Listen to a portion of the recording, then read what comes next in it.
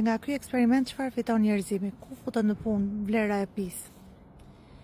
Pia si një konstante matematike ka vlera të përgjithshme universale në gjitha fushat e shkencës dhe teknologjisë. Si për shembull te makina, sistemi i drejtimit të makinës, motori i makinës, cilindri, pistonat, ingranazhet që ka, tubat e makinës, pasqyrat e makinës, stopat, rrotat e makinës, forma aerodinamike e makinës. Domethënë praktikisht e gjithë makina kërkon llogaritje me numrin pi. Pia përdoret në ndërtim tek pallatet, urat dhe shumë konstruksione të ndryshme. Pia përdoret në mjekësi tek gjitha pajisjet diagnostikuese dhe mjekësore.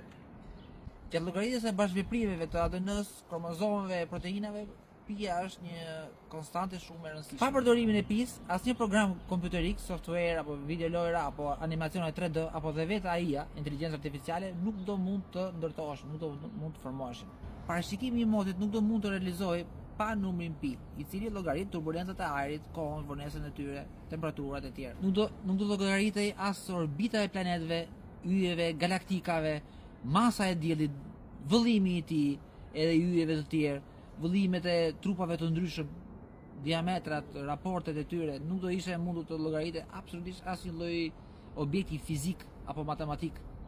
Pia përdoret shumë në matematik, është bazë, po gjithashtu dhe në fizik, në llogaritjen e formulave elektromagnetike, termodinamik, statistik, kudo, në gjitha fushat e fizikës dhe matematikës.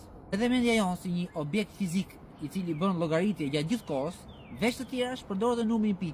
Në mënyrë të pavetëdijshme, ne e përdorim pi në mendjen tonë për të bërë veprimet tona më elementare, nga më elementare deri tek më të vështira. Kur ecim në rrugë, ne do gjejmë rrugën më të shkurtër, do marrim kthesat e duhura, të gjitha funksionojnë me numrin pi.